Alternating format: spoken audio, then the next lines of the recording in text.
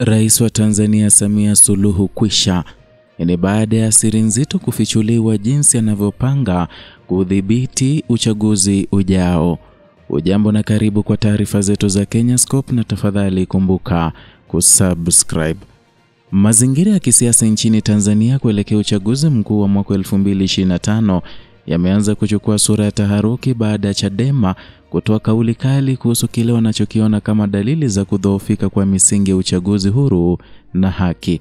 Mkurugenzi wa mafunzo na uchaguzi wa chama hicho John Pambalu ameelezea wasiwasi mkubwa kuhusu namna Tume ya Taifa ya Uchaguzi inavyojiandaa kwa uchaguzi ujao. Kupitia taarifa iliyotoa kwenye mtandao wa kijamii X, Pambalu amesema kuwa uteuzi wa viongozi wenye historia ya kuwa wanachama wa Chama cha Mapinduzi kushika nyadhifa nyeti ndani ya tume hiyo ni jambo linalotia doa mchakato mzima wa uchaguzi. Kwa mujibu wake, hali hii inaondoa kabisa dhana ya uhuru wa tume hiyo na inaleta mashaka makubwa kwa vyama vya upinzani na wananchi kwa ujumla. Mfano aliotolea ni uteuzi wa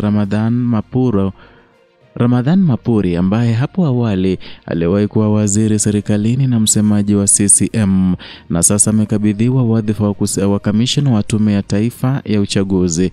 Kwa mujibu wa Pambalu, uteuzi kama huo unaonyesha wazi kuwa serikali ya Rais Samia Suluhu Hassan inalenga kuimarisha ushawishi wa Chama cha Mapinduzi ndani ya chombo hicho muhimu ambacho kinapaswa kuendesha uchaguzi kwa uwazi bila upendeleo wa kisiasa. Na katika maelezo yake, Pambalu ameendelea kuelezea kuwa mazingira haya ya kisiasa yanapendelea kushuka kwa imani ya umma kuhusu uadilifu wa uchaguzi. Ameelezea hali hiyo kama sawa na kumteua shabiki mmoja wa timu kubwa kuwa mwamuzi wa mechi ya fainali aliyeweza kuondoa uhalali wa matokeo yoyote yanayopatikana.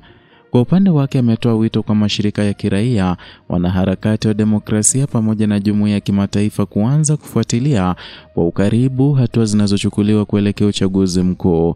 Anaamini kuwa presha ya pamoja kutoka kwa jamii ya kitaifa na kimataifa inaweza kusaidia kulinda misingi ya haki, usawa na uwajibikaji. Kauli hii kutoka Chadema imekuja katika kipindi ambapo maandalizi ya uchaguzi yanapaswa kuwa yamefika hatua ya kati, lakini badala yake maswali kuhusu halali wa mchakato na nafasi ya vyombo huru yameanza kuibuka kwa kasi. Wachambuzi wa siasa nchini wanaeleza kuwa uteuzi wa viongozi wa tume ya uchaguzi wenye historia ya kisiasa kutoka chama tawala ni jambo linalodhoofisha msingi wa uhuru wa tume hiyo, na kwa hivyo linaweza kuwa chanzo cha mivutano mikubwa ya kisiasa katika kipindi kijacho. Uchaguzi mkuu wa 2025 unatazamiwa kuwa mojawapo uchaguzi zenye ushindani mkubwa zaidi nchini Tanzania, hasa baada ya kurejeshwa kwa mikutano ya hadhara na uhuishaji wa mijadala ya kisiasa. Lakini mujibu wa malalamiko ya Chadema, ushindani huo hauwezi kuwa na maana kama wachezaji hawako kwenye uwanja unaosimamiwa kwa haki.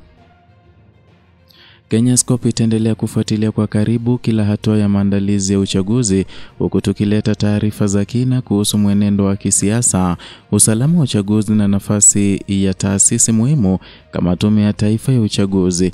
Endelea kuwa nasi kwa taarifa makini zinazoegemea ama zisizoegemea upande wowote.